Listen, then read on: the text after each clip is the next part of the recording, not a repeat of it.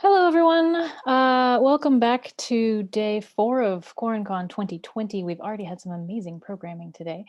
I don't know if you guys have had a chance to catch up on what has been going on today, but we had a fabulous gender and SFF panel this morning, followed by a really amazingly fascinating look into illuminating medieval manuscripts or medieval techniques for illuminating manuscripts. There we go. By So Klesson. And if you haven't checked that out, I really recommend it. It was so cool to watch. It was like a combination of a chemistry, art, and history lesson all at once. And just now we had another fabulous panel on illustrations that I hope you got a chance to see. Really, everything's been so cool. And that's just today. I mean, yesterday, the day before, and the day before that have all been chock full of amazing stuff. So I hope you guys are enjoying things so far. And of course, because I'm the one who organized this, I'm blabbering on about the whole con instead of just me. So I hope you don't mind. I don't think anyone minds. There's only 2 of you watching anyway, so I'm sure no one cares that I'm sitting here talking about all of the con instead of just me and my work. So yeah, so please go check all that stuff out. Also, I really highly recommend looking at our artist alley, where you can find my works as well as a lot of the authors who have been working with us, and artists and crafters and such. There's a variety of different types of art there. And that is at QuaranCon2020.com/artist-alley. And I will add links to that in the permanent comments later. So we have a bunch of stuff there that you should check out. And we also have con swag that you can buy, merchandise for the con, with a fabulous logo made by Amy Girardi, who was our featured artist that did a live demo yesterday.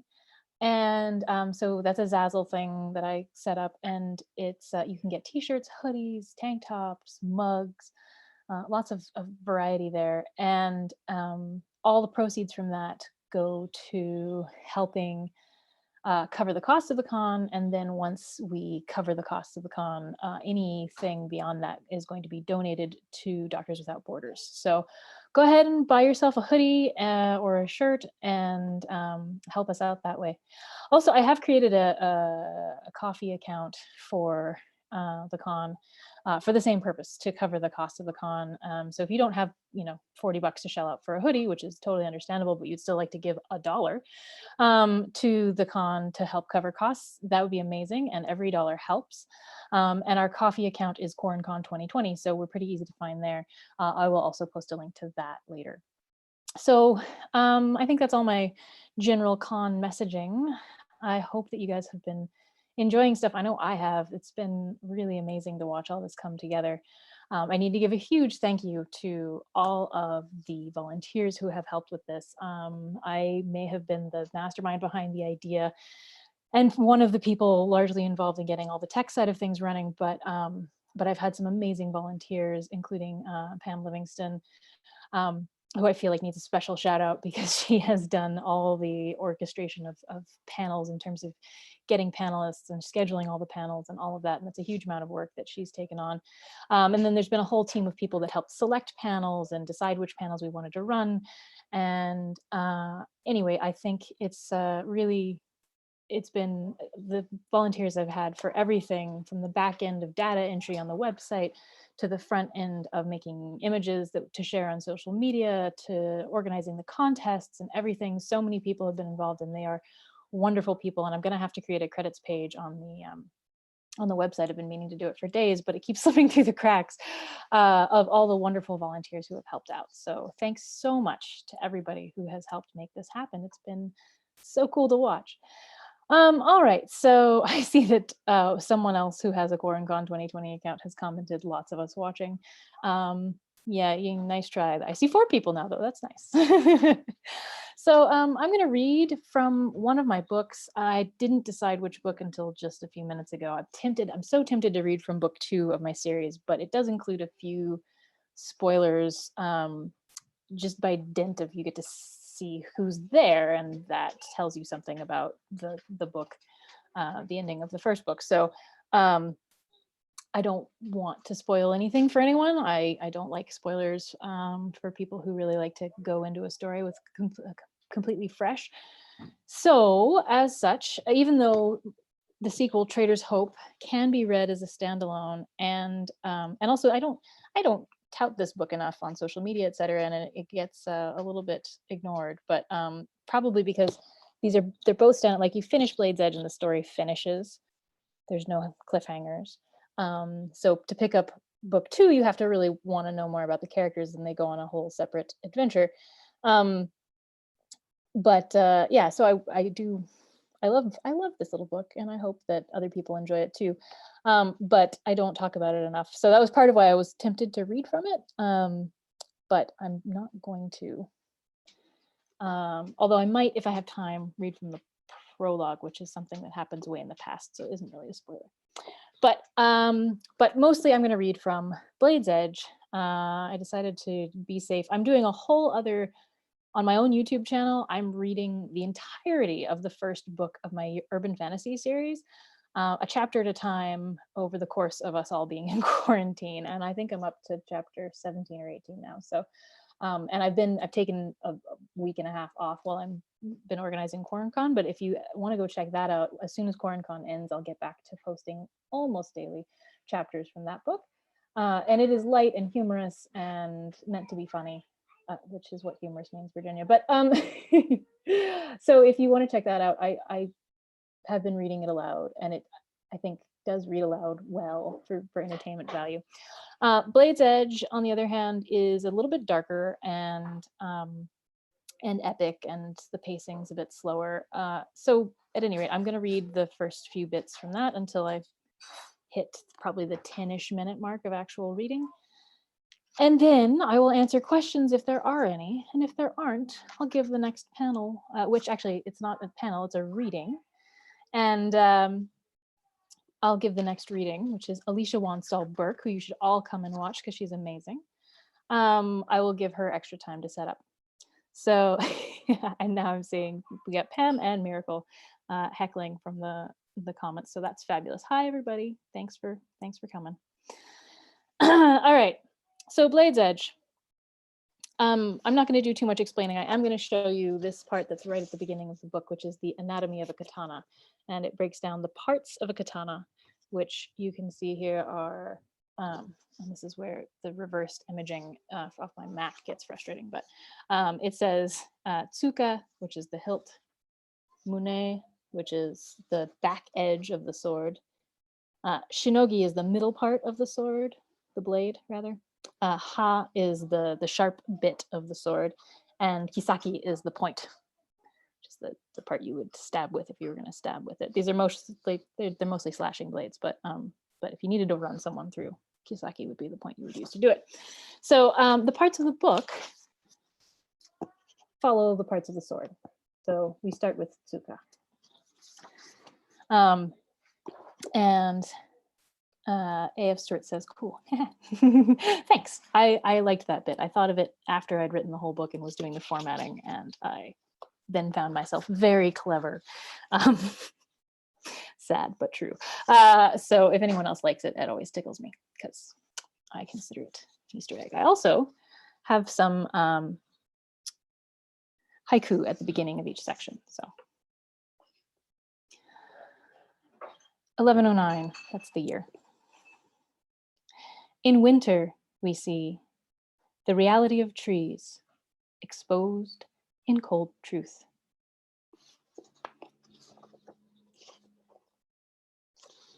"30th day, 12th month, year 1109 of the Roju Council." Taka.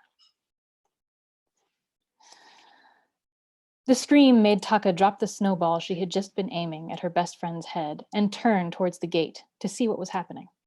In a single heartbeat, Mishi was by her side and crawling onto her shoulders to get a better view. "Mishi-chan," she hissed. "I can't see when you do that." She brushed her younger friend's hands from her face, where they had strayed to cover her eyes. Mishi was a cycle younger than she, but barely smaller. Still, the girl insisted that her 2 fingers' width of height deficiency meant that she could use Taka as a staircase whenever she pleased. Mostly, Taka didn't mind, but someone had just screamed. This was serious. Once she had cleared her vision of her friend's hands, she was able to see what was happening at the small gate that led into the snow-covered garden. Mishi-chan, is that Rika-san? She didn't give Mishi time to reply, for in a single breath, they both recognized the older girl, and in one move, Mishi had dismounted from Taka's shoulders, and they both had begun to run towards Rika's direction. As they neared her, they saw that her face was streaked with dirt and tears, her clothes soaked with melting snow, and her body a mere shadow of what it had been when she had left them only 2 moons before. Rika-san? They both called as they ran towards her. Why had the older girl screamed? She was stumbling now through the small wooden gate and towards the door to the orphanage's kitchen, which lay only a few tatami lengths from her across the snow-buried garden.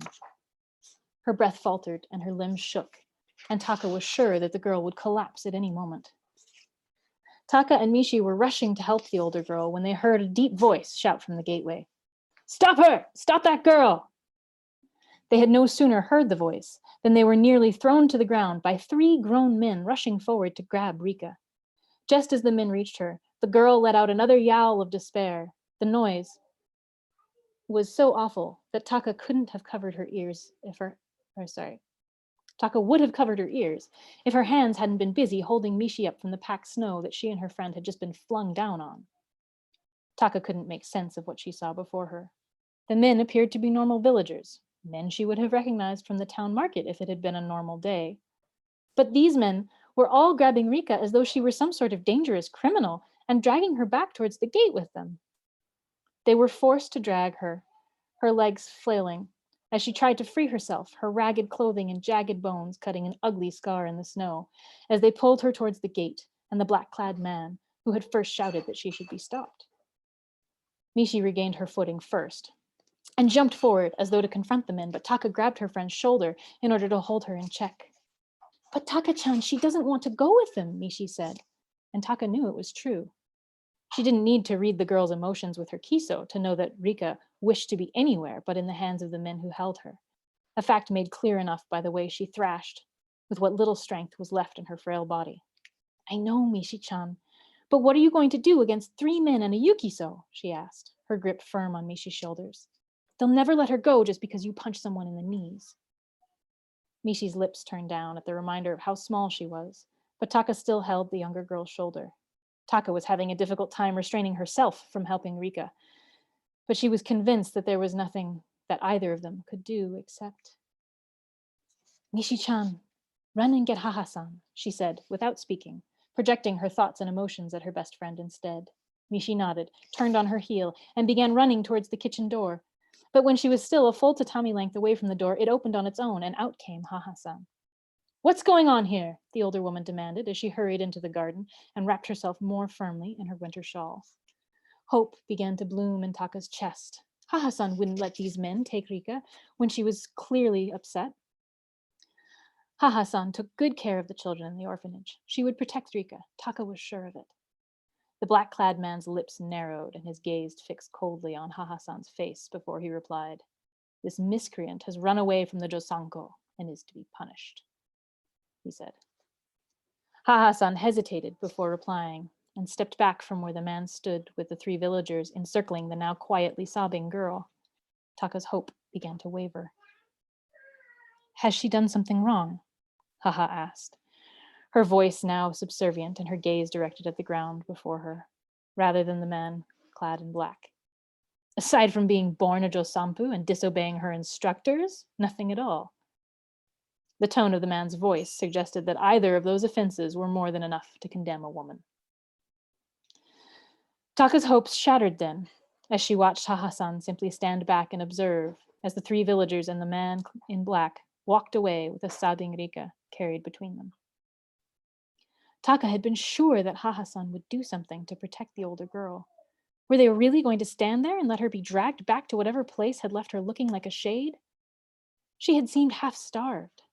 Hassan might occasionally treat her wards with harsh words, or punish them for breaking rules, but she had always done what she could to make sure that the children at the orphanage were healthy and well cared for. Taka didn't think she was the kind of person to let a girl be so poorly treated, especially not one of her girls. You two should get back inside before the cold gets to you. Hassan's voice rang out from the door of the kitchen. Taka had been so focused on watching Rika's procession away from the orphanage, she hadn't even noticed the woman's retreat.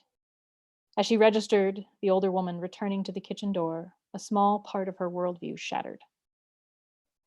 Taka turned to look at Mishi and saw that her friend was staring just as wide-eyed at the procession of men and girl as she had been herself only moments ago. Taka-chan, Mishi whispered. Even as Taka grabbed Mishi's shoulder and to turn them both back to the orphanage and what small warmth the place had to offer her, she began to wonder if it could truly protect them from anything worse than the cold. Yes, Mishi-chan, she replied at length. You'll never let them take me away like that, will you? Mishi's voice was as small as the spots on a sparrow's back. No, Mishi-chan, Taka replied, hoping the words were the truth. Rika had been the only other girl in the orphanage that Mishi and Taka had shared their secret with.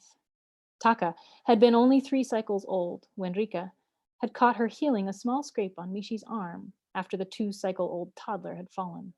She had warned her very sternly then that Taka should never allow anyone to see her using her powers, that she should hide her kiso as though her life depended on it. Despite the initial warning and the occasional reminders, the older girl hadn't been very close to either Taka or Mishi. She was 3 cycles older than Taka, 4 cycles older than Mishi, and much too old to care about what they did with themselves. But Taka had learned enough in the intervening cycles to know that Rika's warning had saved her from a horrible fate, the same fate that had somehow found Rika now. Taka wondered how the girl had found herself exposed. Had she healed someone and been turned in because of it? Taka thought that the most likely answer.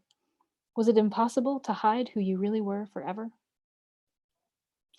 She already knew how difficult it was to know you could help someone, but have to sit by and watch instead because healing them would condemn you. Taka swallowed then, her mouth suddenly much drier than it should have been, as she took in the silver gray gaze of her best friend. Mishi was 100 times more powerful than Rika would ever be. Was there really any way that Taka could protect her from the people who would notice her abilities? She didn't know what she could do to stop the people who would try to take Mishi away from her, but she was certain she would do her best. She nodded then, more to assure herself than anything. I'll never let them take you away from me. I'm going to read a little bit from the next section, Mune, and then I'll stop. We get a new haiku. 11:11. The spring tadpole changes to a summer frog. The tail falls away. 21st day, 6th moon, year 1111 of the Roju Council. Mishi. Mishi struggled against Hassan's grip. She tried to sit down, tried to make herself as heavy as the sun, as heavy as the weight in her chest that told her that leaving Taka behind would never be all right, no matter what the adults told her. It didn't do any good. The plain, white halls of the orphanage passed by in a tear-blurred haze, despite her best efforts to burden Hassan to the point where she would be unable to move forward. The only acknowledgement of her hollow sobs was their echo off the paper walls that enclosed them, and the tang of her sorrow on her lips. Mishi's mind flipped through every scenario of a life without Taka, and every thought left her feeling another slice of herself being torn away. No more Taka to share secrets with. No more Taka to heal her when she fell from the garden wall. No more Taka to tell her stories. No more Taka to show off her new fire tricks to. It was more than she could bear to think about. She didn't know what she had done to anger the kami, but she would do anything she could to appease them. She would light 100 sticks of incense and meditate for a cycle if that's what it took, but they couldn't take her away from Taka. hand struck the side of her face then, and she realized she must have cried part of that last thought aloud, because Hassan was shaking her and saying, "Stupid girl, you'll have a good life. You'll be a servant to Kososhi in training. It is an honor most women would die for. I don't know what you've done to please the kami so, but you should be thankful, not crying about your worthless friend." Hassan shook Mishi once more and then straightened her clothes and wiped the tears and snot from Mishi's face with a cloth she pulled from her obi. "Don't embarrass yourself with such a display, little idiot. You should be proud. If Taka-san is any kind of friend at all, she'll be happy for you. Now stop blubbering and disturbing everyone's wa." Mishi tried to take a deep breath, but she choked on a sob instead. Hassan grabbed her and pulled her forward to push her out of the open doorway before she had a chance to drag in another shuddering breath. "Here she is," Hassan said to a woman who stood next to a small cart drawn by a single giant horse. The woman, who still looked young but had a streak of silver that ran the length of her thick black hair, smiled at Mishi and bent down to talk to her. "You look upset, child," she said as she put a hand on Mishi's shoulder. "Why is that?" Mishi tried to answer, but couldn't get words to form without bringing forth all the tears once more. "She's just frightened of the horse," Hassan said dismissively. That made the woman squatting before her raise an eyebrow, but Mishi was unable to utter any other explanation. The woman with the silver streak in her hair raised her hand to Mishi's cheek and wiped away a tear. Somehow, the gesture was much more tender than it had been when Hassan had done it mere moments before, and something about the contact pulled some of the sadness from Mishi and lessened the emptiness that she thought might swallow her. "Whatever is upsetting you, child, you should know that where you are going is not a bad place. You'll be well looked after and be among friends." Mishi was about to explain how no number of friends could make up for losing Taka, when a faint but familiar contact brushed against her mind. An image of Mishi in her favorite hiding place in the vegetable garden filled her mind. A message with a clear meaning, one full of hope, that enabled Mishi to step forward and put her hand in the older woman's outstretched one. "My name is Tinchy," the silver-streaked woman said. "My name is Mishiranu," Mishi answered through the next sob. "I will always find you," said the image that Taka had sent to Mishi's mind. All right. We've only got 6 minutes left, so I'm going to stop the reading there.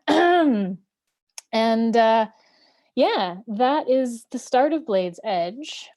Thank you for listening to it. If anyone has any questions, I would be happy to spend a couple minutes answering them. And if not, I'll just wrap up so that we can get Alicia started good and early. So once again, this is the Chronicles of Gensokai series.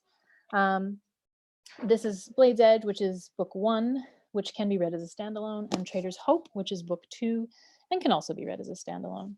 I have an entire other series that's humorous urban fantasy, and it's called the Victoria Marmot series. I don't know why I didn't bring a copy over to show you, but it's also available through all of the links that I'll post in my permanent comments down below in just a minute. But if there are any questions, oh, thanks, Anita. I'm glad you enjoyed the reading. I enjoy reading aloud. I do a lot of it with my 3-year-old. And so I feel like I'm in constant practice. But little, oh, thanks, Bubble Fett, which I know that that's Jan. Thank you so much for watching and for commenting. And if there are no other questions, I don't know if I mentioned, I may have forgotten it, along with everything, that Blade's Edge is actually a SPFBO finalist, though I think it is now clear that if you go look at the scoreboard, that Blade's Edge is definitely not going to win SPFBO, which is totally fine, because the books that are in the lead for winning are all really excellent and deserve it way more even than Blade's Edge does. So really excited to watch how the rest of the competition unfolds in the next couple of days. We've got a couple really amazing front runners. And I hope you guys will go check out our next reading, which will start in just a couple minutes here. which is further SPFBO finalist Alicia Wanstall-Burke reading from Blood of Heirs, which is her SPFBO finalist entry, which I have read recently. It is fantastic, really gripping story. So come hop on over to watch Alicia read from her book. And ask her lots of questions and be a lovely audience for her too. Thank you guys so much for being here. Also, don't forget to check out Artist Alley and our next panel after Alicia's reading. I have totally spaced on the name of, what else do we have today? Oh goodness, way to be prepared, Virginia. Well, anyway, whatever our next panel is, it's going to be awesome. I'm excited. I'm equally excited for all of them, so it doesn't really matter which one it is. Oh, someone asked, what was your inspiration for this series? Okay, well, there's only 3 minutes left, so I'll try to answer this as quickly as I can. For the Chronicles of Gensokai series, the inspiration was largely taken from my time living in Japan, and I was living in this sort of what's considered a small town in Japan, but it'd actually be a decent sized city for most of North America. And I had a job where I was teaching at nights and had a lot of time during the day, and I would go out adventuring during the day and bike around and walk and hike. And I would always wind up on the tops of little mountains, because we were in a very mountainous area, that had little shrines, little Shinto shrines to some local spirit or a spirit very specific to that shrine. And I was sitting next to one that had a dragon on it once, and I was like, man, wouldn't it be cool if I was just sitting here and the dragon just burst out of the shrine and started talking to me about my hopes and wants and needs, and either trying to help me or maybe being a trickster, but what if it just popped out and started talking to me? That would be really cool. And combined with the fact that I have practiced karate, Shotokan karate specifically, a Japanese martial art, for a good portion of my life, and have always found meditation to be really centering and helpful for a number of things. And I sort of wanted to have a magic system that was inspired by